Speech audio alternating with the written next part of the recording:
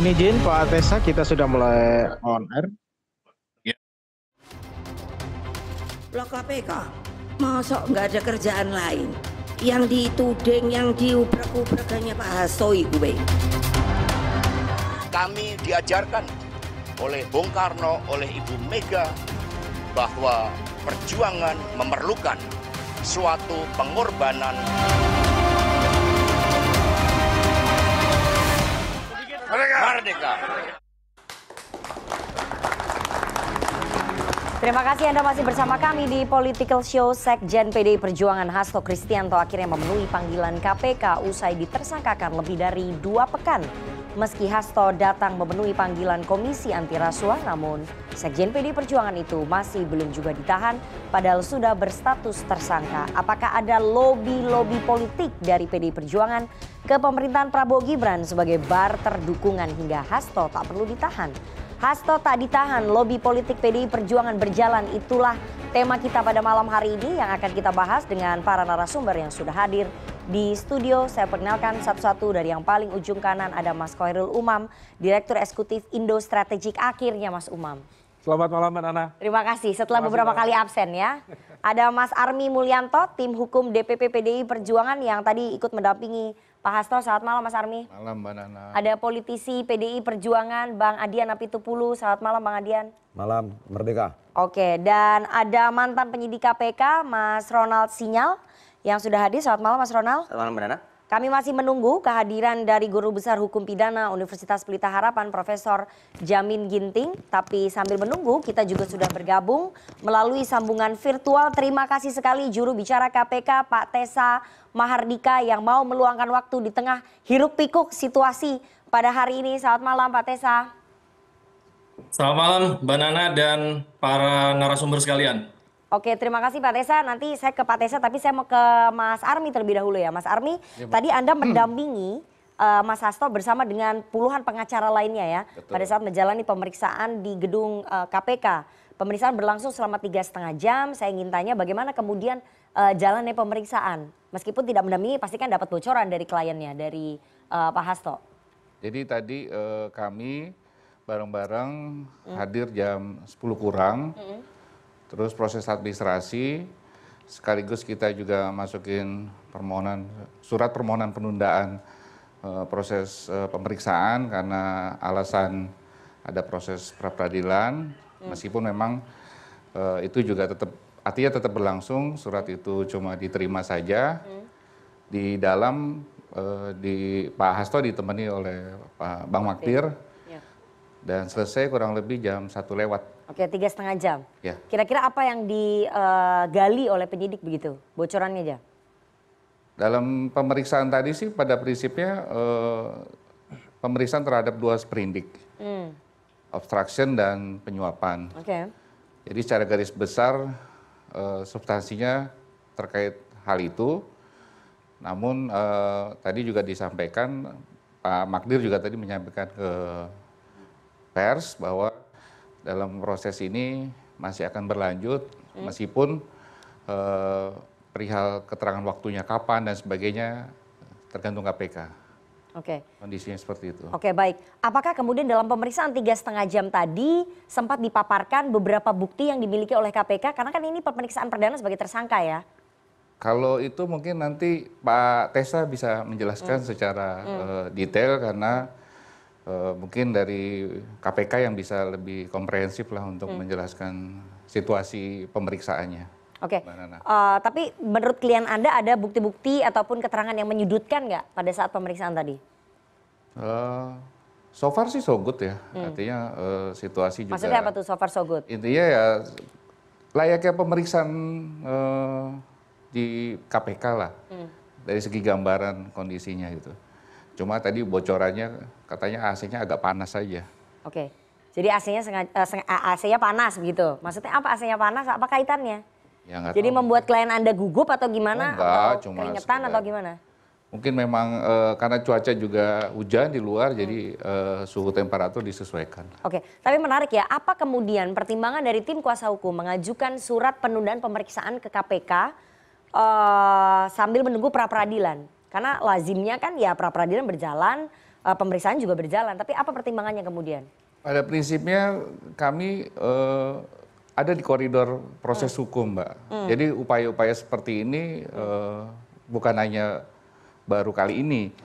Satu contoh kayak pemeriksaan sebelumnya, termasuk penggeledahan salah satu tersangka lainnya pun juga kami mengajukan keberatan, misalnya ke Dewas KPK.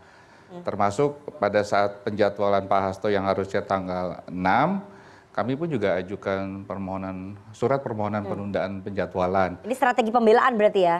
Ya sebenarnya lebih ke administrasi proses lah, karena bagaimanapun kami tim hukum DPP melihat bahwa ini kita harus bicara dalam koridor yang semestinya dalam proses hukum ini. Jadi nggak ada hal-hal yang kemudian situasinya kita lakukan dengan langkah-langkah yang sifatnya tidak berproses secara administrasi dengan KPK. Oke baik, saya mau ke Pak Tesa ya. Pak Tesa, karena sudah ada perjanjian tampaknya antara kuasa hukum Hasto Kristianto dengan KPK dengan penyidik bahwa yang menjelaskan soal pemeriksaan ini adalah KPK. Saya mau ke Mas Tesa. Mas Tesa, bagaimana kemudian tadi pemeriksaan terhadap Hasto Kristianto? Apakah kemudian penyidik membeberkan beberapa bukti ataupun keterangan yang cukup kuat menopang status tersangkanya Hasto? Ya, terima kasih. Pertama-tama saya sebagai juru bicara justru tidak bisa menyampaikan isi dari pemeriksaan itu seperti apa. Karena konten materi pemeriksaan itu hanya penyidik, yang berikutnya adalah tersangka Pak HK dan kuasa hukum yang mengetahui. Kenapa itu belum bisa dibuka ke publik saat ini? Karena memang penyidikannya masih berjalan. Penyidik dalam hal ini walaupun ada beberapa yang disampaikan secara general, seperti pada saat proses penggeledahan ada beberapa barang bukti yang ditemukan dan dilakukan penyitaan, maka itu bisa disampaikan secara umum. Tetapi ditanya apa, lalu dijawab apa, tentunya ini akan menjadi ranah penyidikan dan ruang untuk membuka itu ada pada saat berkas perkara dinyatakan lengkap dan dilimpahkan ke pengadilan nanti. Itu yang pertama. Berikutnya saya kurang paham apa yang disampaikan oleh kuasa hukum dalam hal ini Bang Army ya. Bang Army, kesepakatan apa yang disampaikan, apakah itu saya yang menyampaikan, bukan Bang Army nih. Karena tadi pada saat konvers Pak Magdir sempat bilang untuk materi pemeriksaan itu diserahkan ke KPK yang menyampaikan begitu. Oh iya ya, ya itu secara umum seperti itu Mbak Nana, karena dari saksi maupun tersangka kecenderungannya memang menyerahkan kepada KPK mana saja yang bisa dibuka dan mana yang tidak. Tetapi dalam konteks materi penyidikan, karena ini masih berjalan, tentunya penyidik tidak menginginkan ada pihak-pihak yang berusaha mengganggu jalannya proses penyidikan dengan membuka isinya seperti apa. Tentunya yang bisa ditunjukkan itu baik tersangka beserta kuasa hukum maupun para saksi-saksi yang memang dipanggil oleh penyidik untuk diklarifikasi. Mas Tesa, tadi pada saat pemeriksaan selama 3,5 jam, apakah barang bukti penyitaan yang disita oleh para penyidik dari penggeledahan dari rumahnya Mas Hasto turut ditunjukkan? Nah itu kembali lagi, penyidik tidak membuka kepada saya. Jadi perlu diketahui penonton CNN juga, apa yang disampaikan pada saat selesai pemeriksaan tersebut juga KPK dalam hal ini saya juga mengadakan doorstop dengan rekan-rekan jurnalis. Hal tersebut ditanyakan apa saja yang ditanyakan dia secara umum. Tentunya yang ditanyakan kepada beliau adalah yang pertama pengetahuan beliau terhadap pasal atau objek yang dipersangkakan. Lalu tentunya ada keterangan-keterangan saksi yang mungkin akan dimintakan klarifikasi kepada saudara HK. Berikutnya bila ada alat bukti baik itu surat, catatan, barang bukti elektronik bisa ditanyakan. Namun apakah hal tersebut tadi ditanyakan kepada saudara HK, itu saya tidak diberikan informasinya oleh penyidik. Mas Tessa, jadi kalau materi atau substansi pemeriksaan tidak bisa disampaikan, saya ingin tahu ya, apa alasannya atau apa pertimbangan dari penyidik kemudian tidak melakukan penahanan terhadap tersangka, terhadap Hasto Kristianto? Ya, tentunya kita sama-sama pahami bahwa penahanan itu ada syarat formil dan material.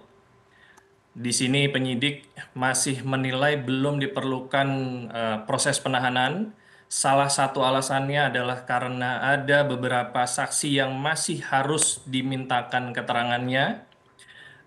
Beberapa saksi yang sudah dilakukan pemanggilan juga tidak hadir. Jadi masih diperlukan waktu yang cukup untuk bisa berkas perkara ini dilengkapi. Setelah itu dilakukan penilaian bersama-sama dengan jaksa penuntut umum. Jadi sampai dengan saat ini penyidik masih menilai belum diperlukan penahanan untuk saudara HK. Jadi alasan konkretnya karena dibutuhkan keterangan dari saksi lain, begitu Pak Tessa? Ya, masih ada beberapa saksi yang dibutuhkan keterangannya untuk melengkapi kelengkapan berkas perkara. Baik, berarti kalau masih ada keterangan saksi yang diperlukan, artinya alat bukti dan keterangan saksi belum cukup kuat mendukung status tersangkanya Mas Hasto? Ya, dalam menetapkan seseorang untuk menjadi tersangka, persyaratannya itu nanti juga bisa dielaborasi sama teman-teman yang ada di studio ya. Adanya bukti permulaan yang cukup. Bukti permulaan yang cukup ini minimal 2 alat bukti. Di KPK tentunya pada saat era KPK berdiri dan kultur itu juga masih berlangsung sampai dengan saat ini, pada saat 2 alat bukti itu menjadi dasar penetapan tersangka, di proses penyidikan KPK melengkapi dan memperkuat tidak hanya 2 alat bukti, tapi tentunya ada keterangan saksi, ahli, surat, dan petunjuk. Dan yang terakhir adalah keterangan tersangka atau terdakwa nanti.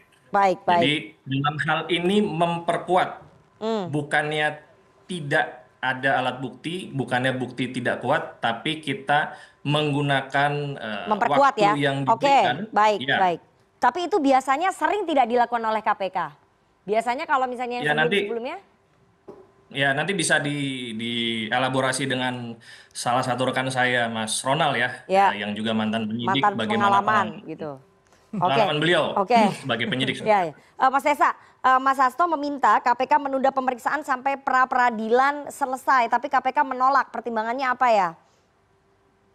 Karena proses pra-peradilan itu sendiri terpisah, Mbak Nana, dengan proses penyidikan. Pada saat proses pra-peradilan berjalan, penyidik tetap memiliki kewenangan untuk melakukan pemanggilan saksi, melakukan penyitaan, melakukan penggeledahan, bahkan juga melakukan penahanan. Jadi dalam hal ini surat yang disampaikan oleh kuasa hukum tersangka HK itu sudah diterima, namun dari KPK menyatakan menolak untuk apabila nanti penyidik melakukan pemanggilan terhadap saudara HK di proses pra-peradilan yang sementara berlangsung, maka itu akan dilakukan.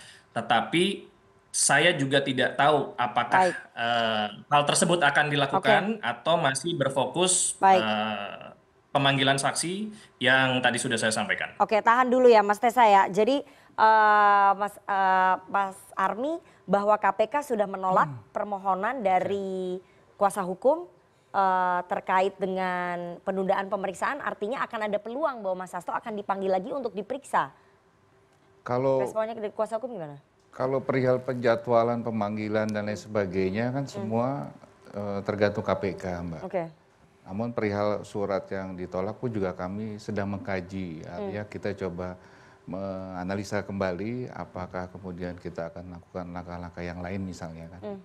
Jadi situasi antara opsi akan dipanggil lagi dengan surat ini menurut saya ini sifatnya ya saling ngisi aja sih kondisinya. Nggak ada yang menjadi persoalan. Jadi siap ya kuasa hukum kalau misalnya nanti kemudian KPK kan menolak, kemudian Mas Hasto dipanggil lagi dan ada peluang untuk ditahan, jadi nggak masalah?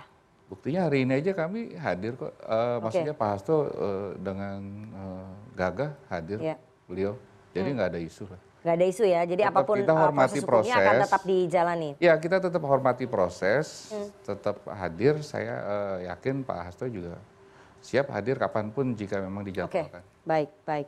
Saya mau ke Mas Ronald ya, sebagai mantan penyidik KPK yang kemarin juga diperiksa ya oleh KPK hari Rabu, tanggal berapa itu? Hari Kamis. Hari Kamis tanggal berapa itu? Hari Rabu kemarin tanggal berapa sih? Tanggal 5 Januari ya kalau nggak salah. Rabu 5 Januari Anda sempat dipanggil oleh penyidik KPK, oleh Satgasnya, kemudian dimintai keterangan. Saya ingin tanya apa sebetulnya yang digali lagi? Jadi kembali lagi Mbak, pada saat ini kan perkara Hasto dan juga Doni ini adalah sprindik baru Mbak. Jadi yang sebelumnya tadi sudah sampaikan juga kan bahwa tanggal 24 Juni kemarin Pak Hasto sudah dipanggil juga di KPK. Namun juga ini adalah suatu sprindik yang baru. Jadi keterangan-keterangan yang dulu saya sampaikan di pemanggilan sebelumnya dibunyikan kembali Mbak. Dengan beberapa tambahan keterangan yang terbaru yang mungkin akan kemarin dibutuhkan oleh penyidik yaitu Mas Rosa pada kemarin. Oke, jadi apa nih keterangan tambahannya maksudnya? Ya kurang lebih sih sama, apakah kita menceritakan kronologi dari awal perkara sebelum pada saat tahap penyidikan sampai saya TWK, kemudian juga ditanyakan juga apakah mengetahui kronologi sebelum masuk ke tahap penyidikan, itu pada saat itu penyelidikan yang tragedi. Ditanya nggak keberadaannya Harun Masiku? Untuk pemeriksaan kemarin belum, mungkin akan ditanyakan di pemeriksaan berikutnya. Karena ada kemungkinan dari penyidik bisa jadi nanti seluruh saksi akan seperti yang disampaikan Mas Tessa, kemudiannya bahwa akan dipanggil kembali beberapa saksi. Ada bukti ataupun keterangan saksi yang baru yang dikonfirmasi ke Anda atau di cross check ke Anda dari penyidik ini? Kalau kemarin sih lebih menegaskan peran serta pimpinan KPK. Jadi pada saat pemeriksaan sebelumnya belum ada keterangan tersebut, tapi pada saat kemarin pemeriksaan yang terbaru menjelaskan beberapa 3 poin lah kalau nggak salah terkait peran serta pimpinan atau perintangan dari pimpinan. Ini berarti berkaitan dengan Pak Firly Bahuri ya, yang diduga ikut obstruction of justice ataupun merintangi penyidikan. Saya mau ke Prof. Jamin Ginting yang sudah hadir di studio CNN Indonesia. Langsung Prof, kita mau ngobrol.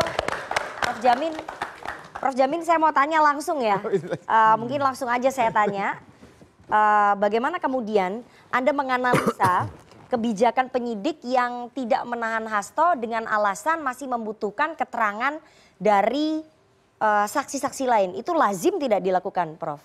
Ya tentu kalau sudah mempunyai bukti permulaan yang cukup, artinya KPK boleh menahan. Ini kan indikator kalau bukti permulaan yang cukup itu belum ada dan belum memenuhi.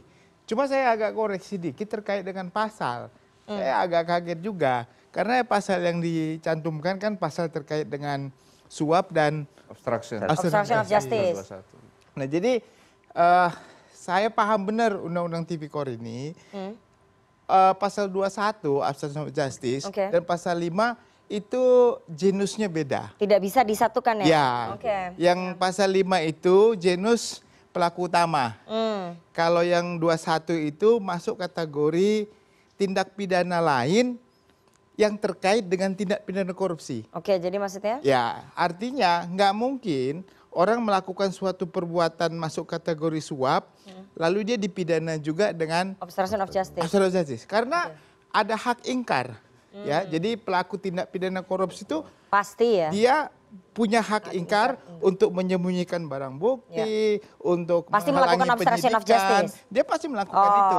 Jadi nggak bisa dipakai pasal kumulatif, hanya bisa pakai pasal alternatif. Jadi dakwaannya nanti mungkin atau dugaannya adalah primer atau subsidiar. Nah, jadi inilah kebingungan dari kalau dugaan saya orang KPK ini lagi bingung nih. Untuk suap nggak punya bukti yang cukup karena nggak OTT, karena suap itu susah Mbak.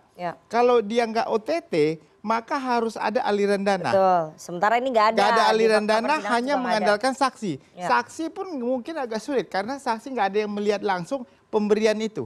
Berapa jumlahnya, kapan diberikan, di fakta persidangan juga nggak ada. Sulit. Oke, sulit Nah, pembuktiannya. jadi dengan itu dia lagi cari saksi siapa yang kira-kira kemungkinan yang bisa mengaitkan suatu perbuatan suap ini. Nah, akhirnya tidak jadi ditahan karena kurang saksi. Oke, jadi menurut Anda salah satu alasan kenapa tidak ditahan karena kekurangan Penerapan saksi pasalnya atau belum agak cukup kuat keterangan saksinya ataupun alat bukti? Saya kira belum cukup kuat. Kalau enggak kan KPK kita tahu kalau sudah cukup kuat apalagi OTT langsung tahan. Oke, Mas Ronald, Anda sebagai mantan penyidik KPK begitu ya, apakah kemudian lazim ketika belum cukup kuat alat bukti ataupun keterangan saksi kemudian tersangka tidak ditahan gitu? Kita lihat kembali ya, perkara ini adalah kasus suap ya. Jadi kalau kasus suap ini adalah penahanannya maksimal 60 hari, mungkin koreksinya ya. Jadi bukan pasal yang dikenakan di bawah 5 tahun itu maksimal penahannya 60 hari aja. Ini di bawah 5 tahun? Ya di bawah 5 tahun kan suap kan ya, bukan penerima ya.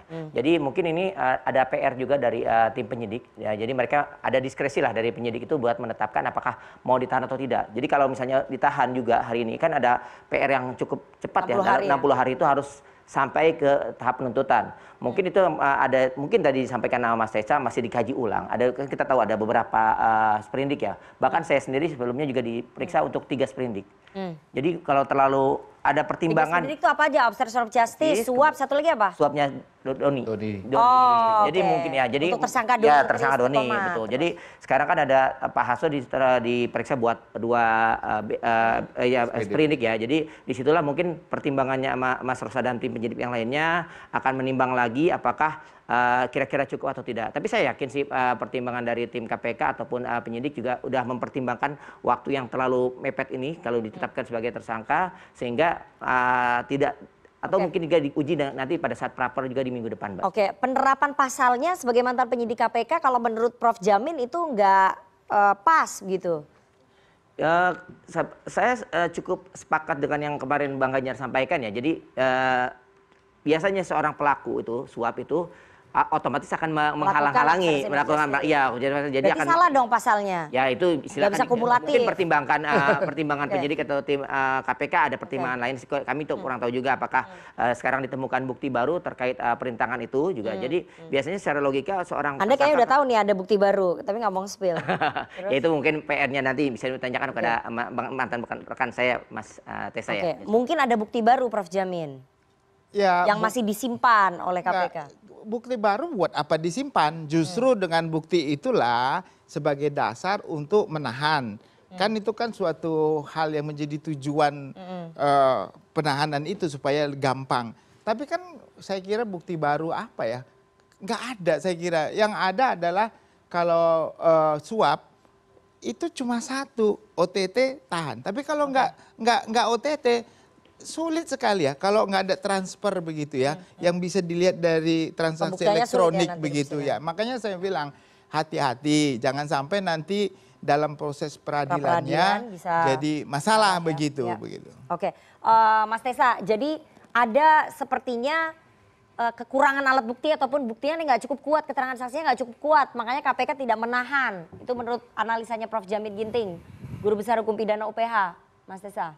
Ya, kata kunci yang disampaikan Prof Jamin itu kan bisa ditahan apabila bukti permulaannya sudah ada.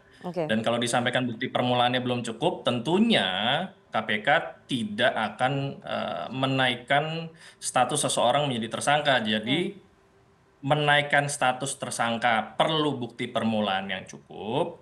Pada saat proses penyidikan, tersangkanya bisa ditahan. Gitu. Jadi, sebagaimana tadi yang disampaikan oleh rekan saya Mas Ronald, penyidik memiliki diskresi, memiliki penilaian tersendiri ya, karena saya juga posisinya sebagai jubir, saya tidak menangani perkaranya, bahwa dalam hal ini Satgas Penyidikannya punya penilaian bahwa saat ini kita berfokus untuk memperkuat atau menambah alat buktinya. Jadi tidak hanya bukti permulaan yang ada pada saat menetapkan saudara HK menjadi tersangka, tetapi juga memperkuat, mengelaborasi keterangan-keterangan saksi yang ada, termasuk salah satunya keterangan saudara Mas Ronald ya. Di situ, dan beberapa saksi yang nanti akan dijadwalkan untuk dipanggil ke KPK. Soal pasal yang bermasalah yang harusnya tidak diterapkan karena ini kumulatif? Mas Tesa. Ya, saya pikir teman-teman penyidik jaksa di KPK juga struktural dan pimpinan pada saat berdiskusi melakukan ekspos perkara sudah menimbang dengan cermat penggunaan pasal yang digunakan.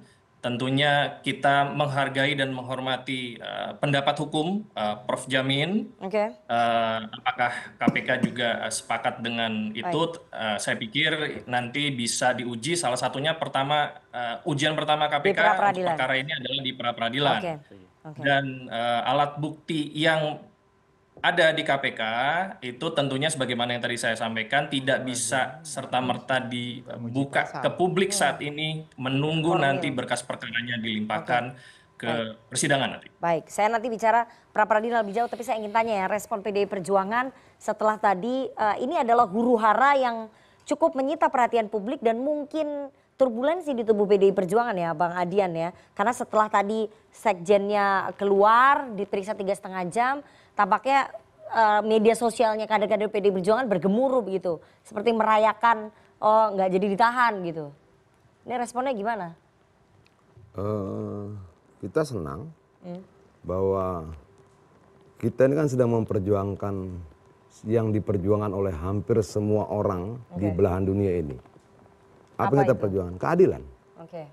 Kita sedang memperjuangkan yang semua orang, semua manusia perjuangkan. Perjuangan kemerdekaan adalah perjuangan keadilan, perjuangan buruh adalah perjuangan keadilan. Dan sekarang kita sedang merasa ditidakadilkan. Dan kita akan berjuang betul sekuat-kuatnya dan segala macam cara dan segala macam kekuatan kita miliki untuk mendapatkan keadilan itu. Kenapa kita katakan kita sedang memperjuangkan keadilan? Mungkin Pak Jamin Ginting bisa koreksi. Boleh tidak kemudian KPK mengusut, menyidik kasus ini menurut Undang-Undang 2019 pasal 11? Setahu saya tidak bisa. Kenapa? Lah, di bawah 1 miliar tidak ada kerugian negara. Pasal itu jelas sekali. Oke, biar tidak salah, maksudnya kita baca sama-sama saja. Dalam melaksanakan tugas sebagaimana dimaksud dalam pasal 6 huruf E KPK baru ya? Iya. Pertama, melibatkan aparat penegak hukum, penyelenggara negara dan orang lain yang ada kaitan dengan tindak pidana korupsi yang dilakukan oleh aparat penegak hukum dan atau penyelenggara negara dan atau menyangkut kerugian negara paling sedikit 1 miliar rupiah.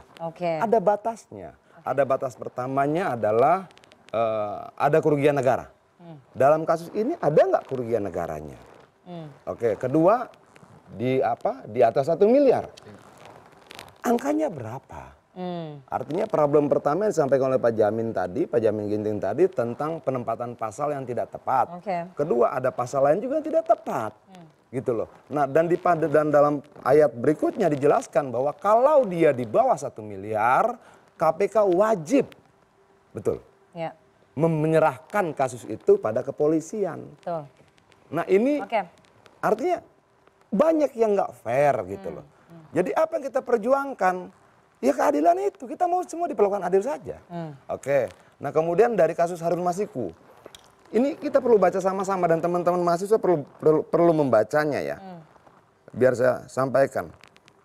Ini keputusan Mahkamah Agung. Poin kedua, bahwa untuk melaksanakan putusan Mahkamah Agung tersebut, pemerintah KPU wajib konsisten menyimak pertimbangan hukum dalam putusan tersebut, putusan Mahkamah Agung. Putusan apa? Penetapan suara calon legislatif yang meninggal dunia. Kewenangannya diserahkan kepada pimpinan partai politik untuk diberikan kepada calon legislatif yang dinilai terbaik. Dalam konteks ini jelas ya, penetapan suara calon legislatif yang meninggal dunia. Itu fatwa MA ya? Ya, pertama keputusan. Fatwa MA itu mengingatkan agar KPU menjalankan keputusan itu. Penetapan suara calon legislatif yang meninggal dunia. Kewenangannya diserahkan kepada siapa? Pimpinan partai politik untuk diberikan kepada calon legislatif yang dinilai terbaik. Siapa yang menilai? Partai politik. Kemana suara orang yang meninggal ini? Diberikan pada pimpinan partai politik untuk serahkan pada siapapun. Nah, ini putusan MA tidak dilaksanakan, lalu kita minta fatwa MA. Maksud putusanmu apa sih? Dijelaskan. Itu loh. Lalu tiba-tiba karena dasar inilah kemudian diberikan pada Harun Masiku. Siapapun boleh. Jadi suara yang meninggal ini diberikan pada partai politik, dia boleh kasih sama siapa aja. Pada nomor 2 boleh, nomor 3 boleh, nomor 4 boleh. Ya. Apakah itu kata partai? Bukan. Itu kata MA. Kata Mahkamah Tapi Agung. itu tidak menghilangkan dugaan suapnya Bang Adian. Bukan, satu persatu. Ada dugaan suap yang mengalir ke Gini. mantan komisioner KPU Wahyu Setiawan. Ada satu persatu kita bahas. Ada ketidaktepatan pelaksanaan pasal obstruction of justice. Itu sudah dijelaskan. Kasus ini tidak layak. ada unsur kerugian negara. Unsurnya tidak di bawah, tidak di atas 1 miliar. Oke. Ayat 4 katakan kalau situasi kasusnya begitu serahkan pada polisi, bukan KPK yang mengusut. Sudah 2 pasal. Kita mundur balik lagi. Kenapa terjadi itu? Karena keputusan Mahkamah Agung. Oke.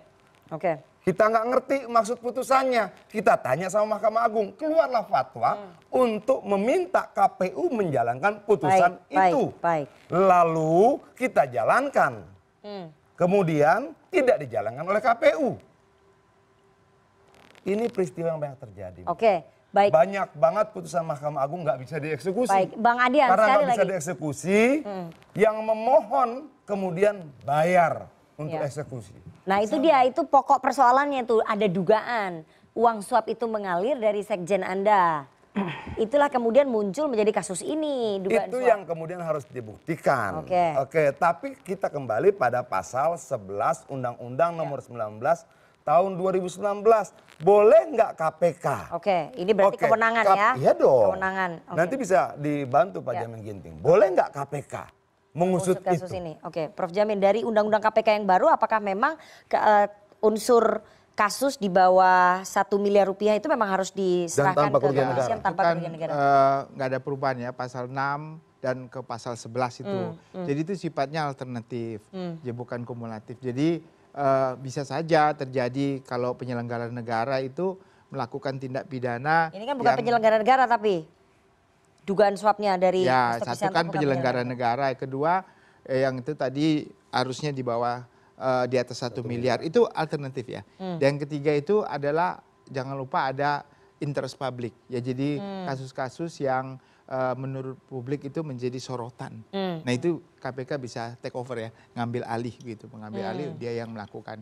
Jadi KPK punya kewenangan untuk mengusut kasus ini berdasarkan undang-undang KPK kalau yang baru. alternatif memenuhi ya bisa. Makanya kemudian dijelaskan Pak Jamin dalam pasal ini, biar kita jelaskan, dalam hal tindak pidana korupsi tidak memenuhi ketentuan sebagaimana dimaksud pada ayat 1, KPK wajib menyerahkan penyelidikan, penyidikan, dan penuntutan kepada kepolisian dan atau kejaksaan. Ini persoalan kewenangan. Kewenangan jadi siapa? yang dipersoalkan ini soal kewenangan. Kalau dalam tim hukum kita, ketika kita menemukan pasal, kita tidak cuma membaca penjelasan. Kita akan membaca risalah. Kenapa pasal itu keluar? Karena KPK itu lembaga yang gede banget. Kalau dia mau ngurus, uruslah yang gede. Jangan yang seperti ini, lahirlah pasal ini. Kira-kira seperti itu. Dan itu dijelaskan dalam ayat keempatnya. Nanti baru saya ke Pak bahwa kalau terpenuhi syarat di ayat 1, ayat 2, ayat 3, maka katanya wajib loh. Bukan wajib alternatif. Diserahkan. Wajib diserahkan pada kepolisian. Ya, pada intinya di pasal 11 itu adalah syarat-syarat yang bisa dilakukan. Tetapi itu kan sifatnya alternatif. Satu, yang kedua. Bisa dijalankan, bisa tidak? Bisa dijalankan, bisa. Nah, itu kewenangan KPK lah itu. Dan banyak kasus yang sudah kita lihat tangani di KPK 300 juta dengan tetap ditangani Mas tetap Ronald ya. aja ditangani begitu. Dan itu sudah putusan. Ya. Nah, itu yang jadi problem. Iya. Irman Gusman. Itu yang jadi problem. KPK ini. Betul, KPK ini lembaga kalau kita bisa bilang meriam. Jangan tembak lalat. Jangan tembak lalat gitu loh. Dan jelas katanya di sini wajib diserahkan. Tapi itu ada interest publik kalau kata Pak Jamin. Interest publik itu tidak ada ukurnya dalam undang-undang. Apakah 100 akun buzzer bisa kita jadikan parameter interest publik atau tidak? Apakah 10 kali di pemberitaan itu menjadi interest publik atau tidak? Nggak ada alat ukurnya. Alat ukur kita Tidak masuk wilayah analisa politik ya. Alat ukur kita adalah kata per kata dalam undang-undang. Bahwa kemudian pernah terjadi, boleh saja. Pertanyaan kita, kalau itu kesalahan, mau kita ulang atau tidak? Oke, karena tadi Anda sudah menyebut politik ya. Saya ingin tanya tadi pada saat sebelum diperiksa oleh KPK, Mas Hasto sempat menyampaikan di depan teman-teman wartawan meminta agar para simpatisan dan juga kader PDI Perjuangan untuk tetap tenang, menahan diri. Artinya apakah memang di bawah ini ada gejolak kasus ini ataupun penetapan tersangkanya Mas Hasto ini mengganggu psikologis di internal PDI Perjuangan, psikologis politik di internal PDI Perjuangan, simpatisan? Saya belum ketemu Sekjen sejak tadi siang, tapi saya cuma kirimkan kutipan saja, saya kirim sama dia ini. Kutipan Ernesto Che Guevara. Keberanian yang membuat kalian akan tahan dalam situasi apapun. Nyali sama harganya dengan nyawa. Jika itu hilang, niscaya tak ada gunanya kau hidup. Itu saja, saya belum ketemu. Oke, begini. Tapi situasi kebatinan itu mengganggu dong psikologis. Karena kalau kita lihat di sosial media nih kayak kader-kader PDI Perjuangan semuanya bergejolak nih. Begini Mbak. Kita masuk analisa politik ya? Sebenarnya saya tidak mau masuk analisa politik. Saya mau analisa hukumnya biar tajam betul gitu loh. Tapi nggak apa-apa. Karena yang punya acara kalian. Begini. Hampir setiap ada momentum politik. Kasus ini muncul. Ini kasus tidak layak pakai KPK. Undang-undangnya jelas. Pasal obstruction of justice tidak pantas dikenakan. Aturannya jelas. Segala macam jelas. Kenapa dipaksakan? Kenapa dipaksakan jelang kongres kita? Itu loh. Kenapa dipaksakan jelang kita akan menentukan ketua umum, kita akan menentukan sekjen, ketua umum akan menentukan seluruh struktur partai di bawahnya. Jadi Anda melihat ada intervensi dari luar? Nah kita melihat kenapa sih setiap ada kongres pasti ada yang ditangkap. Itu udah terjadi ya. Rakernas juga Rakernas ditangkap. Setiap kita buat momentum politik ada penangkapan. Kasus ini sudah sangat lama. Lalu dipanggil. Yang dipanggil siapa? Yang sudah ditahan. Sudah bebas. Sudah ditahan, sudah bebas, dipanggil lagi jadi saksi. Tidak ada saksi baru. Saksi yang ada adalah saksi yang pernah dipanggil 4 tahun lalu. Tersangka, terpidana yang pernah dipanggil 4 tahun yang lalu. Ini rangkaian. Jadi apa? Gini, ada rangkaian aneh. Sebagai partai politik, sebagai insan politik, bolehkah kita membuat analisa? Kayaknya ada tujuan politiknya nih. Ada pesanan politik, Anda bisa bilang begitu? Kayaknya ada tujuan politiknya nih. Kenapa? 1, 2, 3, 4, 5 segala macam. Tapi oke lah, kita mau melawan dengan hukum. Betul. Bedah pasal per pasal. Semua tim hukum kita kumpul. Mentok. Pada pemahaman pasal kita turun pada penjelasan. Mentok pada penjelasan kita buka risalah pasal. Oh maksudnya begini. Tahan dulu Bang Adian. Mas Umam, apakah Anda menganalisa bahwa memang ada tujuan politik seperti yang tadi disampaikan oleh Bang Adian dan dampaknya apa sih sebetulnya ketika dampak politisnya apa ketika Hasto Kristianto ini tidak ditahan? Apakah akan berpengaruh nanti pada pelaksanaan Kongres PDI Perjuangan?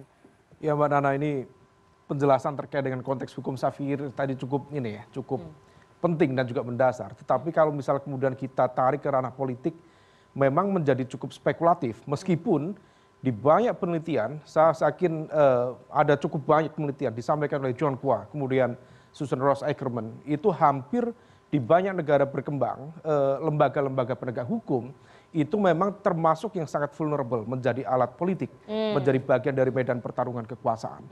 Memang mereka mencoba untuk mencari penguatan terkait dengan konteks independensi, netralitas, tetapi bagaimanapun juga bahwa pertarungan kekuasaan itu menjadi shadow yang akan terus membayangi itu. Artinya bahwa penegakan hukum dalam konteks kenegaraan tidak serta-merta dia menjadi sebuah legal nggak murni hukum. Nggak murni hukum. Jadi Anda melihat dalam kasus ini, dalam kasusnya Hasto, di dalam konteks ini, dan status penahanannya, untuk mengatakan tidak, memang agak sulit. Bahwa memang ada konteks politik di situ, ada kalkulasi politik di situ. Nah, kalau misal kemudian kita tadi mencoba untuk melakukan bridging yang disampaikan oleh Bang Adian, memang posisi dari Pak Hasto termasuk yang cukup sangat strategis dalam konteks internal di PDIP. Maka kalau misal kemudian ini dianggap sebagai sebuah upaya untuk menyingkirkan Pak Hasto sebagai sebuah elemen yang cukup powerful, influential, yang juga memberikan input yang sangat strategik kepada Bu Mega, maka bisa saja itu dimaknai sebagai sebuah upaya untuk melakukan itu. Oke, yang menyingkirkan siapa? Yang mau menyingkirkan dari internal apa dari eksternal? Nah, kalau misal kita coba cermati, memang ada upaya yang tampaknya memiliki gesekan langsung. Gesekan itu terjadi memang melibatkan elemen-elemen yang sifatnya hybrid ya. Ada elemen yang dari barangkali sifatnya internal, atau juga eksternal. Artinya begini, bahwa kalau misal kemudian kita cermati, elemen-elemen itu mencoba untuk mencari titik aman, di mana kemudian tampaknya mereka selama ini merasa threatened, merasa terancam itu oleh cara pandang, manuver, keputusan-keputusan politik yang tampaknya termasuk didrive oleh Pak Hasto. Kalau misal kemudian kita melakukan spekulasi, misalnya terkait dengan pemecatan Pak Jokowi, nama besar, kemudian Mas Gibran dan lain sebagainya, bisa saja itu kemudian menjadi sebuah alat bargaining position untuk kemudian melakukan serangan balik kepada positioning Pak Hasto di struktur partai. Tetapi karena politik ini sifatnya spekulatif dan hampir tidak ada satu pihak pun yang bisa mengkonfirmasi itu. Tetapi seringkali bahwa permainan semua ini seringkali juga didrive oleh kekuatan-kekuatan itu. Tidak mudah dibuktikan, tetapi seringkali itulah yang kemudian terjadi. Jadi sulit memisahkan ya antara penetapan status tersangka dan tidak ditahannya Hasto dengan unsur politik ini sulit ya? Kalau misal dalam konteks penahanan, saya pikir tadi yang disampaikan oleh teman-teman sudah cukup clear.